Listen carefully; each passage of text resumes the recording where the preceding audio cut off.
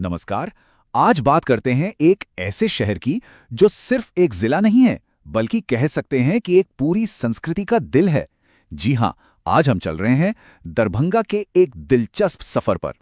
तो सवाल यही उठता है ना, कि आखिर दरभंगा को मिथिला का दिल कहते क्यों हैं? ऐसा क्या खास है इसमें? चलिए, इसी सवाल का जवाब ढूंढते हैं और मुझे यकीन है कि इस चर्चा के आखिर तक तस्वीर पूरी तरह साफ हो जाएगी। तो चलिए इस बात की गहराई में उतरते हैं। देखिए, दरभंगा को सिर्फ एक एडमिनिस्ट्रेटिव डिस्ट्रिक्ट की तरह देखना मतलब वो पूरी बात नहीं है।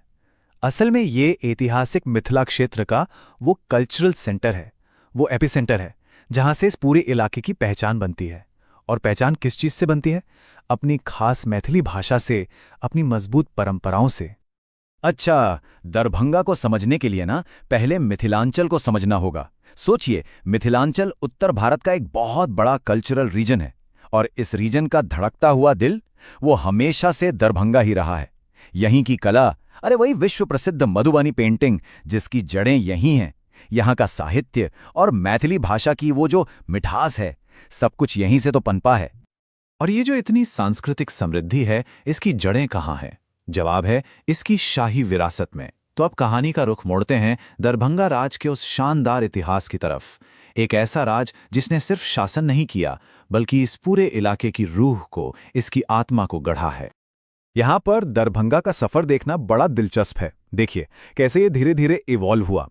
16वीं शताब्दी में दरभंगा राज परिवार के शासन की शुरुआत होती है। फिर आता है 1875, जब ये एक अलग जिला बन जाता है। और फिर 1908 में ये तिरहुत डिवीजन का हिस्सा बनता है। तो मतलब एक राज्य से लेकर एक आधुनिक जिले तक का पूरा सफर यहां दिखता है।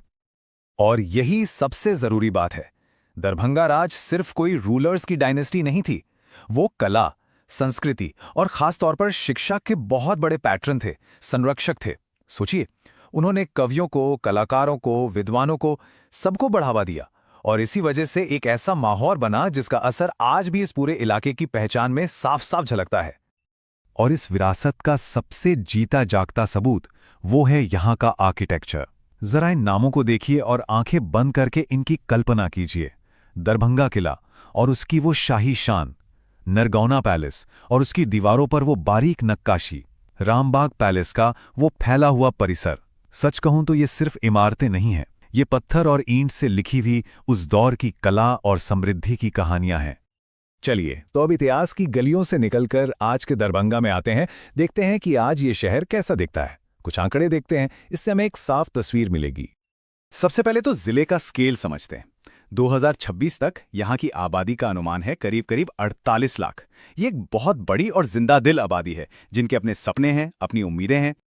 और अगर इस आबादी को थोड़ा और ब्रेक डाउन करें तो पुरुषों की आबादी है करीब 25.4 लाख और महिलाओं की आबादी है लगभग 23.1 लाख। तो एक तरह से काफ़ी बैलेंस्ड डेमोग्राफिक स्ट्रक्चर है, जो इस इलाके के सोशल फैब्रिक का मतलब सामाजिक ताने बाने का आधार है।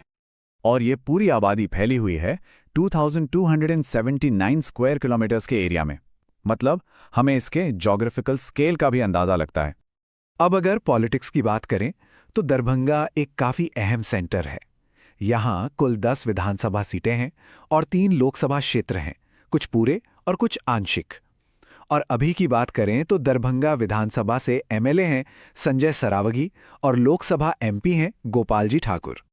तो यहीं से कहानी एक नया मोड़ लेती है, क्योंकि देखिए, दरभंगा सिर्फ अपने शानदार अतीत में ही नहीं जी रहा, बल्कि ये पूरी ताकत से भविष्य की तरफ भी बढ़ रहा है।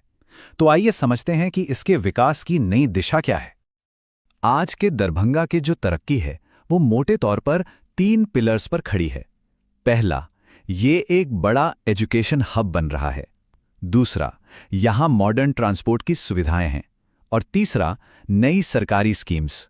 ये तीनों मिलकर यहाँ की चुनौतियों को मौकों में बदल रहे हैं।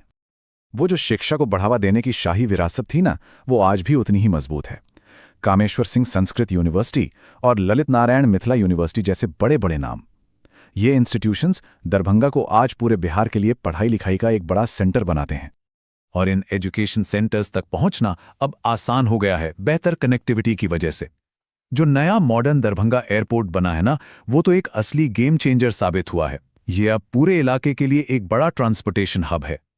ये सिर्फ लोगों को नहीं जोड़ रहा बल्कि इकोनॉमिक ग्रोथ को भी पंख लगा रहा है। और इस डेवलपमेंट की रफ्तार को और तेज करने के लिए स्टेट गवर्नमेंट ने 90 से भी ज्यादा नई स्कीम्स शुरू की हैं। इन सब का फोकस लोकल सुविधाओं, ट्रांसपोर्ट और इकोनॉमी को बेहतर बनाने पर है। मतलब ये इस इलाके के पोटेंशियल में एक बहुत बड़ा इन्वेस्टमेंट है। तो अब तक हमने जितनी भी बातें की, चलिए उसे फटाफट एक समरी में समेट लेते हैं। दरभंगा की पूरी कहानी एक नज़र में। ये स्लाइड बिल्कुल एक चीट शीट की तरह है। तो क्या है दरभंगा? उत्तर बिहार में मैथिली यहाँ की भाषा है। आबादी करीब 48 लाख।